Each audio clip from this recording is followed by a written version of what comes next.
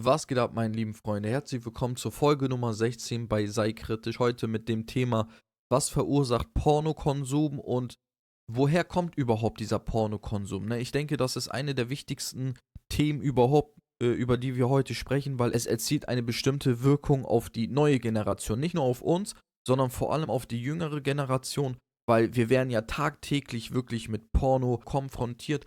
Sei es in Animes, sei es in Musik, sei es in Videos, sei es in Kinofilmen, sei es in Literatur oder auch zum Beispiel in Werbung und Sprache, ne? Das ist heutzutage einfach allgegenwärtig und ich denke, dass das eine geplante Sache ist, weil Porno etwas ganz Bestimmtes tut. Und zwar, es schädigt euer Gehirn. Me, hate me, you can never break me. Will me, thrill me, you can never kill me. Chew me, sue me, everybody do me. Kick me, kite me, don't jump like a bite me. All I wanna say is that they don't really care about us. Wenn ihr das Thema noch nicht von mir gehört habt, auf TikTok sind 2 Videos rausgekommen. Da rede ich nämlich über den Pornokonsum. Eins ist sogar sehr, sehr viral gegangen. Finde ich auf jeden Fall gut. Dankeschön. Aber ihr seht gleichzeitig dadurch, dass das Video viral geht, dass es einen bestimmten Zeitgeist, Zeitnerv getroffen hat, weil wir so geschädigt worden sind damit und keinem fällt es auf oder keiner fühlt sich irgendwo dafür verantwortlich, was wir alles aufnehmen und was für Ausmaße das vielleicht auf unser späteres Leben haben könnte, ne? Das ist da immer hingestellt und dann kommen da kleine Studien und sagen, ja, das ist ja nicht so schlimm und dies, das, jenes, aber ich zeige euch, wie schlimm das ist. Und das mit einem Zitat von Saladin: Wenn man eine Nation ohne Krieg zerstören will, muss man Ehebruch oder Nacktheit unter der jungen Generation verbreiten. Wer versucht, das überall zugänglich zu machen? Und vor allem, warum ist Porno kostenlos? Wir haben natürlich jetzt auch OnlyFans und wir haben auch andere Seiten, wo du dich anmelden kannst und Geld zahlen kannst, damit du Sachen auf 4K gucken kannst und was weiß ich, ne? Aber der allgemeine Pornokonsum ist immer kostenlos gewesen. Also man versucht ja, die Menschen schon zu animieren, dass man Pornos guckt. So, was verursacht Porno im Gehirn von der Apothekenumschau? Und zwar Lust auf Abruf, Reiz im Übermaß. Pornos sind überall, aber was richten sie im Gehirn ein? Ein Blick auf das, was im Kopf passiert, wenn aus Klicks Muster werden und der Konsum zur Sucht. Es braucht nur ein paar Klicks für den Kick. Pornos sind jederzeit auch kostenlos im Netz verfügbar. Doch was passiert im Kopf, wenn wir regelmäßig Erotikclips konsumieren? Und wann hat man eine PNS, eine Pornografie-Nutzungsstörung, die Behandlung erfordert? Rudolf Stark forscht seit Jahren zur neurobiologischen Wirkung von Pornografie. Er ist Professor für Psychotherapie und Systemneurowissenschaften. In mehreren Studien hat er untersucht, wie verbreitet der Konsum ist und welche neuronalen Muster sich dabei zeigen. Das Ergebnis: Rund 80% der befragten Männer gaben an, regelmäßig Pornos zu schauen. Nur 5% sagten, sie schauten nie. Bei Frauen teilen sich die Angaben etwa zu gleichen Teilen auf. Ein Drittel konsumiert regelmäßig, ein Drittel gelegentlich und ein Drittel gar nicht. Die Wirkung der Filme lässt sich im Gehirn messen. Pornografisches Material aktiviert sehr stark das dopaminerge Belohnungssystem, sagt Stark. Damit ist ein Teil des Gehirns gemeint, der stark auf angenehme Reize reagiert, etwa Nahrung, soziale Anerkennung oder eben sexuelle Erregung. Dabei werden Botenstoffe ausgeschüttet, die kurzfristig Glücksgefühle erzeugen und uns in unserem Verhalten positiv bestärken. Pornos wirken damit wie ein hochwirksames Belohnungssignal. Das Gehirn lernt mit, manchmal zu viel. Das zeigt sich an einer Untersuchung. In einem Forschungsprojekt ließ Stark Testpersonen die Bedeutung bestimmter geometrischer Symbole lernen, die mit verschiedenen Videos verknüpft waren: einem Pornoclip, einem neutralen Massagevideo oder gar keinen Inhalt. Interessant war, schon der Anblick der Symbole alleine löste Aktivität im Belohnungssystem aus. Unser Gehirn verknüpft die Symbole sehr schnell mit erwarteten Reiz, erklärt Stark. Während sich bei durchschnittlichem Konsum keinen klaren Zusammenhang zwischen Nutzungsverhalten und neuronale Reaktion zeigte, war das bei Menschen mit diagnostizierter Pornografie, Nutzungsstörung, Pornosucht anders. Das Handy, mit dem man tausendmal Pornos geschaut hat, kann da schon ausreichen, um den Drang auszulösen. Und nach meinen Studien, die ich mir angeschaut habe, die kann ich euch gleich auch noch im Bild einmal zeigen. Die hatte ich auch auf TikTok veröffentlicht. Und zwar ähm, reicht das schon alleine, wenn ihr einen täglichen Konsum habt von 2 Stunden. Und das muss nicht unbedingt hintereinander passieren, sondern das wird vom Gehirn einfach aufgefangen. Und wenn er die 2 Stunden erreicht hat, dann löst er etwas Striatum, glaube ich, heißt das Striatum. Das ist ein Gehirnbereich, der für das Visuelle und für Reize zuständig ist und der sinkt, also die Arbeit da drinne sinkt von 18 bis 19%. Nur wenn ihr euch erotische Sachen anschaut. Das kann schon alleine von Cosplayern kommen, okay? Anime fasziniert, ihr schaut Cosplay, Instagram, TikTok ist voll mit Frauen, die zeigen sich ziemlich extrem. Das alleine würde schon reichen, wenn du das 2 Stunden am Tag einfach mal morgens ein bisschen guckst, mittags ein bisschen guckst, abends guckst. Das kann das schon einfach stören. Und das müsst ihr euch noch vorstellen, wenn das die nächsten 5 Jahre, 10 Jahre, 20 Jahre passiert. Was macht der Körper durch und was macht das Gehirn durch? Und wie verändert sich dann eure Wahrnehmung gegenüber Frauen oder auch den intimen Kontakt, wenn es zu echten intimen Kontakt kommt? Das ist eine Frage, mit dem sich wahrscheinlich diese Leute hier beschäftigt haben. Und zwar ist das die Haaretz. Haaretz kennt ihr eigentlich aus meinen anderen Videos, ist eine israelische Zeitung und die schreibt, Israeli porn is booming and the industry insists it's about more than just sex, okay? Israelis leben Pornos, vor allem lokale Pornos, und sowohl Profis als auch Amateure beschäftigen sich mit der Szene. Früher habe ich als Kellnerin gearbeitet, aber ich kam mir wie eine Hure vor. Jetzt, wo ich in der Sexindustrie arbeite, kann ich es mir leisten zu leben. So, das ist das, was viele Frauen gerade auch mitmachen, und zwar, wenn sie ein OnlyFans-Account erstellen, okay? Da haben wir den Mann für den OnlyFans-Account, Leonid Radwinski, okay? Was der alles schon gemacht hat, kommen wir gleich zu. Aber er hat dafür gesorgt, zum Beispiel, dass Frauen jetzt die Möglichkeit haben, von zu Hause Geld zu verdienen, indem sie ihre intimen Parts zeigen, okay? Und das hat sich so extrem normalisiert, dass es sogar richtige Models gibt, die sogar zu Shows eingeladen werden oder zu, was weiß ich, eingeladen werden, zu wichtigen Events, zu den Golden Globe Events. Ne? Da gibt es ja welche, die verdienen 100 Millionen, 120 Millionen Euro im Jahr, nur dadurch, dass sie sich ein bisschen nackig zeigen oder dass sie schon mittlerweile Pornos drehen von zu Hause aus. So, es wird lukrativ gemacht, einfach eine Hure zu sein. Das möchte ich euch sagen. Wie Männer, so wie Frauen. Ja, und das kommt von diesem Leonid Radwinski. Wir gucken gleich auch noch, wer die Pornoindustrie gehört. Welche Leute sind hinter der Pornoindustrie und warum ist Pornoindustrie so ein boomendes Geschäft? Kommen wir gleich zu. Aber wir gucken jetzt uns auch erstmal an, was das Gehirn, während wir Pornos gucken, was im Gehirn passiert. Dazu habe ich einen sehr interessanten Bericht. Und zwar, umso höher der Pornokonsum pro Woche, umso weniger die Gehirnmasse in einem bestimmten Bereich des Gehirns. Das ist das, was ich euch vorhin gesagt habe, dieser bestimmte Gehirnbereich. Assoziatives Lernen ist eine wichtige weitere Funktion des Nucleus caudatus. Okay, das war dieser Part, den ich meinte. Er spielte eine Rolle bei der Verknüpfung visueller Reize mit motorischen Reaktionen sowie beim Lernen mit Feedback. Das Volumen des rechten Nucleus und die Stärke seiner Verbindung zum Hippocampus korrelierten in einer Studie mit der Leistung bei Gedächtniswettbewerben. Läsionen des Nucleus caudatus können zu Abulie, also Willensschwäche, führen. Katzen mit beidseitiger Schädigung des Nucleus caudatus waren hyperaktiv und folgten zwanghaft jedem sich bewegenden sensorischen Ziel. Diese Befunde spiegeln die Defizite wider, die bei Menschen mit Zwangsstörung, ADHS, Autismus und Tourette-Syndrom beobachtet werden, bei denen der Nucleus eine Rolle spielt. So, dieser Nucleus-Part wird beim Pornogucken stimuliert. Hier haben wir eine ganz große Studie vom National Library of Medicine. Da habe ich euch das übersetzt.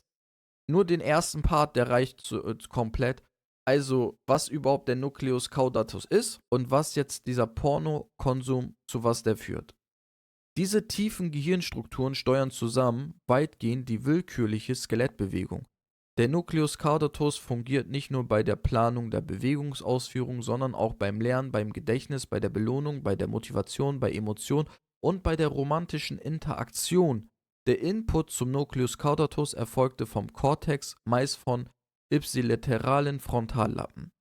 Efferente Projektionen von Nucleus caudatus wandern zum Hippocampus, zum Globus pallidus und zum Thalamus. Die Forschung hat eine Dysfunktion des Nukleus mit mehreren Pathologien in Verbindung gebracht, darunter die Huntington- und Parkinson-Krankheit, verschiedene Formen von Demenz, ADHS, bipolare Störung, Zwangsstörung und Schizophrenie. Das unter anderem auch durch Pornokonsum kann das passieren.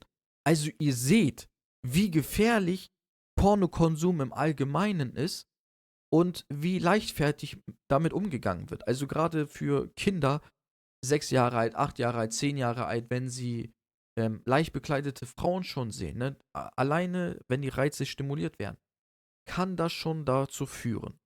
So, jetzt haben wir zum Beispiel, wo wir kleiner waren, DSF Sexy Sportclips, 22 Uhr auf DSF, freizügige Frauen. Da kommt kein, du bist 16, jetzt geht der Fernseher aus. Da wird dir nur gesagt, diese Show ist für Leute unter 16 Jahren nicht geeignet. Guckst du aber trotzdem. Pornos, du hast deinen ersten PC, du gibst einfach ein, was weiß ich, irgendwas porn.com oder so, ne, Porno. Du kannst Porno gucken. Wenn deine Eltern nicht da sind, guckst du das. Warum? Weil es für dich interessant ist. Es ist neugierig. Du willst die Welt erleben, du willst die Welt verstehen, wie sie ist und du möchtest ja auch irgendwo gucken, was du magst, sage ich mal, ne? Und das passiert komplett unterbewusst. Ein Kind ist auf dem Abenteuer. Aber das sind die Folgen. Versteht ihr, was ich meine? Und diese Leute gehen damit einfach locker um. Welche Leute meine ich? Ich meine genau diese Leute. Every single aspect of pornography and hookup culture is Jewish. Das sind die Leute von der Pornoindustrie. Das sind die Leute, die das gekauft haben. Angefangen mit L. Goldstein, the only reason Jews are in pornography is that we think Christ sucks and Catholicism sucks. Nathan Abrahams schreibt, Analsex is Jewish Sex. Fabian Thielmann, CEO of Manwin, MindGeek. MindGeek ist das große Pornokonzern hinter allen Konzernen, ne? Das ist so das Oberhaupt. Er schreibt zum Beispiel No Condoms Campaign for Porn.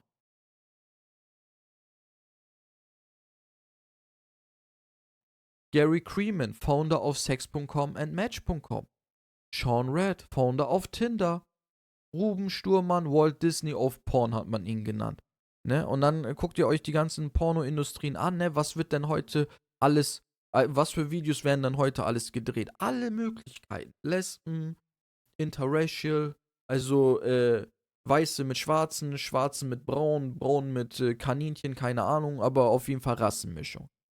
Lesbische Pornos, Gay-Pornos, Transgender-Pornos, Hentai, man macht aus Anime-Sachen, die für Kinder sind, macht man Pornos.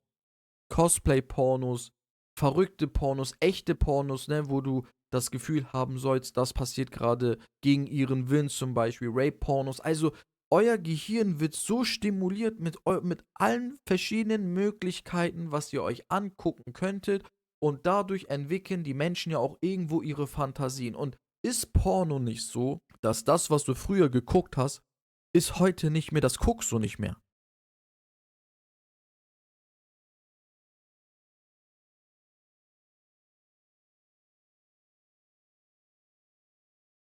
Früher hast du Missionarstellung geguckt oder so Softporno, wo die noch so einen erotischen Kontext hatten, wo die sich geküsst haben, geliebt haben. Weißt du, was ich meine? So, aber dann nur noch Arsch, nur noch dies, nur noch das, nur noch so richtig extreme Sachen. Und irgendwann stimulieren diese Sachen dich auch nicht mehr. Das können wir auch durch verschiedene wissenschaftliche Studien sehen, dass umso mehr du bestimmten Reizen ausgesetzt bist, umso abgestumpfter wirst du und dann ist es doch normal. Irgendwann denken diese Leute, die vollkommen süchtig danach sind, was kann ich machen, damit es mich stimuliert? Und dann kommen die komischsten Sachen. Vielleicht wird man selber zum Täter, vielleicht fängt man an, vielleicht selbst irgendwelche Videos zu drehen oder man guckt dann zum Beispiel, das ist auch krass. Ich habe zum Beispiel auf Reddit ein paar Leute gelesen, die zum Beispiel gesagt haben, dass die durch Pornokonsum sind sie zum Beispiel auf so Tötungsvideos gekommen, weil das ist komisch, aber es geht eigentlich nur darum, dass dich etwas kickt. Ne? Du suchst den nächsten Kick. Und Sodomieverhalten, extrem Sodomieverhalten geht dann in so eine Richtung, ne?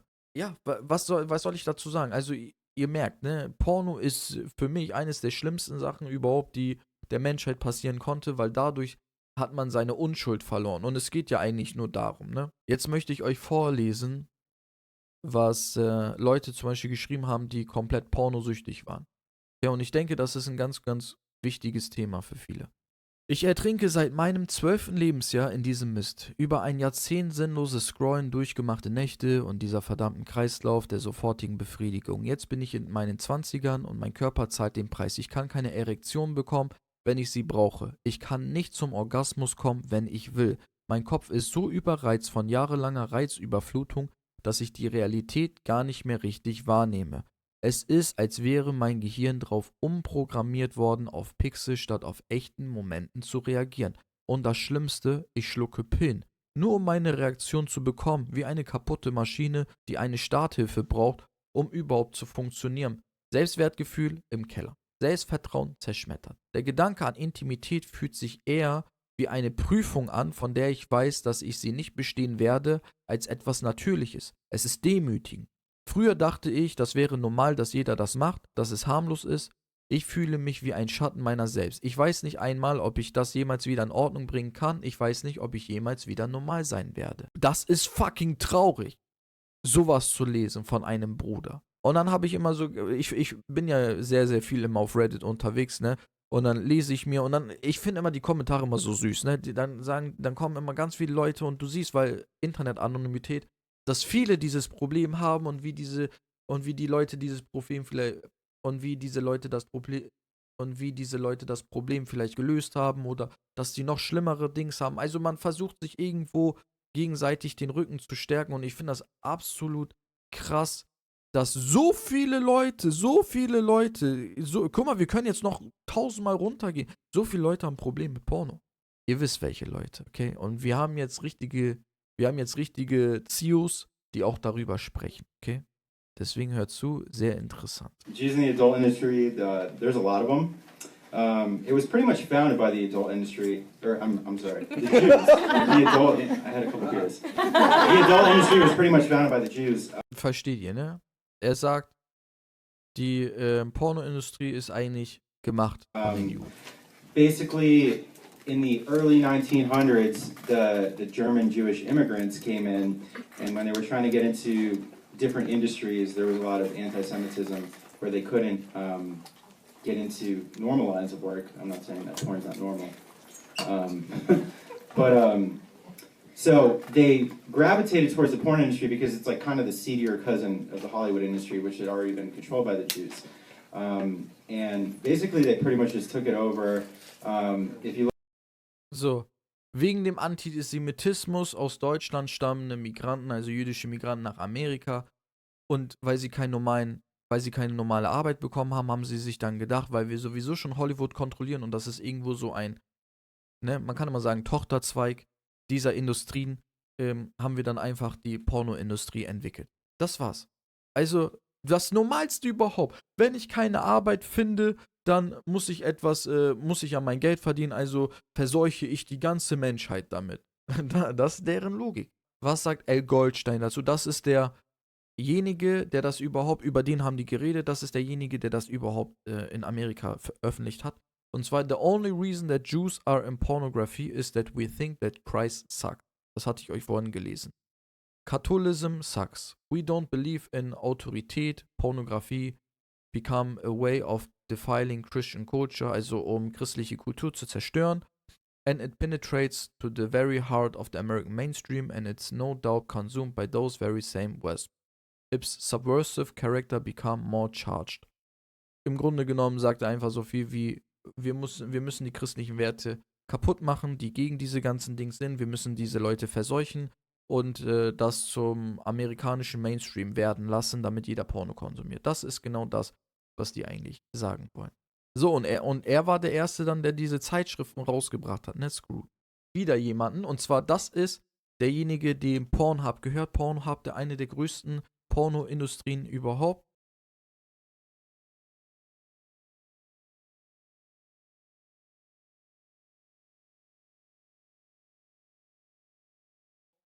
Und zwar hat er Folgendes gesagt, dass, ich glaube, das war hier, das ist bei Patrick Bet-David. Consumed the least. Also, wie viele 2018 auf Pornhub Videos geschaut haben. Guck mal, die Zahlen. 33,5 Milliarden Menschen besuchten 2018, besuchten Pornhub 92 Millionen tägliche Aufrufe. While the election was going on and who Yes. was committed to it. So you're Weißt du, also was ich meine? Wenn involved du in the ein election Lied stuff that's going on, rausbringst right? über ein Porno. But at the same time, you got a petition. I think something came out that says more than 2.2. Thank you so much, Kelly. More than 2.2 million people have signed an online petition to shut down the site. Why do you think that is? 2,2 Millionen Menschen haben eine Petition gestartet, um die Pornoindustrie im Allgemeinen zu verbieten. Er fragt jetzt, warum denkst du, ist das so? Well, I think that the topic of pornography has always been a divisive one. I think it has to do with the topic of sexuality in general, right? There are always going to be different views about human sexuality, and pornography is just emblematic of those. In fact, it's a little more public. It's more in your face. That's the nature of it. It's sex for the public. So you're going to have people who have really deeply held convictions about the proper place of sex in our society, and that's a good debate. There's nothing wrong with that debate. But you take 2.5 million signatures, we have 130 million daily active users. So people have voted with their mice and with their feet in terms of where they're going to go. But of course, it's going to be a subject of public debate. Und er hat das ganz gut beantwortet. Er sagt, eigentlich sagt er so viel wie, was juckt mich das? Im Gegensatz schauen so und so viele Leute Pornos an. Aber er weiß ja, was Pornos eigentlich machen und warum Pornos überhaupt in die westliche Welt eingedrungen ist und auch in der arabischen Welt mittlerweile oder überall auf der Welt, ne? Um was zu machen. Ja, zu sexualisieren die Leute. Und das sehen wir. Höhere Straftaten als sonst, höhere Vergewaltigungsraten als sonst, verschiedene Arten von sexuellen Misshandlungen, verschiedene Arten von Sexual Harassment. Also es gibt extrem viele Sachen, über die wir noch reden könnten, aber ich wollte euch damit nur sagen, es steigt und steigt und steigt. Und das Schlimmste ist, dass unsere Kinder das mitnehmen und Porno so kultiviert gemacht worden ist, dass das in unserer normalen Gesellschaft vollkommen normal ist, wenn man mit 11 oder 12 sein erstes Mal hat. Und wisst ihr, was ich meine? Ja, aber man muss sich ja selbst kennenlernen und dies, das hier. Genau das ist das Problem. Es hat sich so zur Normalität entwickelt, dass es selbst in unserem Kopf als normal angesehen hat, obwohl, wir kommen wieder zurück zu den theologischen Fragen und Antworten, das ist verboten. Kein Sex vor der Ehe. Schützt euch davor. Das ist das niedrigste die niedrigste Vibrationsstufe eines Menschen und dadurch, durch dieses Pornokonsum, durch diese anderen Konsum, ne, durch die ganzen Sachen, mit denen wir konfrontiert werden, das soll eigentlich dieses Bestialische aus uns wieder rausholen und das kann ich belegen, weil Gott gesagt hat in der Tora, ich mache euch zum ausgewählten Volk, weil die Juden glauben das ja wirklich. Da gibt es tausende Videos, könnt ihr euch im Internet angucken.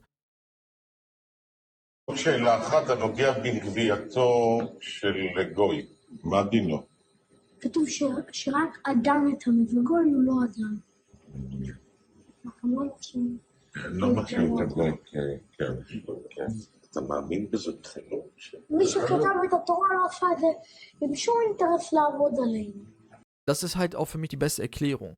Ich habe euch als ausgewähltes Volk genommen, damit ihr über das bestialische Volk, deswegen heißen die Nicht-Juden ja auch Goys oder Goyim, damit ihr über sie herrschen könnt, weil sie wissen nicht, was sie tun. Okay, ihr sollt sie verwalten, ihr sollt sie zum rechten Pfad bringen. Das wäre deren Argumentation. Das bedeutet aber, dass wir in ihren Augen ja schon Tiere sind. Versteht ihr, was ich meine? Und das, was sie jetzt mit Pornokonsum und was weiß ich heranbringen, ist eigentlich nur, dass wir noch mehr zu Tieren werden. Das ist das, was nicht alle Juden vorhaben, ne? Also nichts für ungut, aber das haben trotzdem einige Gruppen, die sich vielleicht Juden nennen oder Zionisten nennen oder egal wie wir sie nennen wollen. Sie sind auf jeden Fall der Grund, warum diese Sachen gepusht werden und sie haben sehr, sehr viel Macht und deswegen gehören ja auch diesen Leuten die größten Konzerne auf der Welt. Also wer das Geld steuert, der steuert die Menschheit, kann man sagen. Genau, und dieser Besitzer von OnlyFans, kommen wir wieder zurück.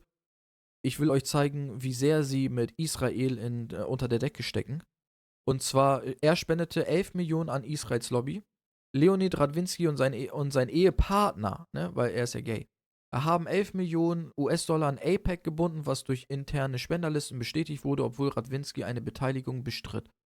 AIPAC meldete nach dem 7. Oktober einen Fundraising-Erfolg von 90 Millionen, wobei die größte Spende von 11 Millionen Radvinsky zugeschrieben worden ist. Also ihr könnt euch vorstellen, wenn er AIPAC finanziert, was APEC dann für diese Leute macht, okay? Weil eine Hand wäscht die andere Hand.